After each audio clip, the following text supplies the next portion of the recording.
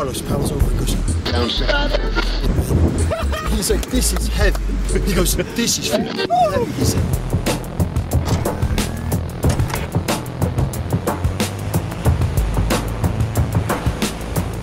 Well, the wave was, man, I don't want to say that much.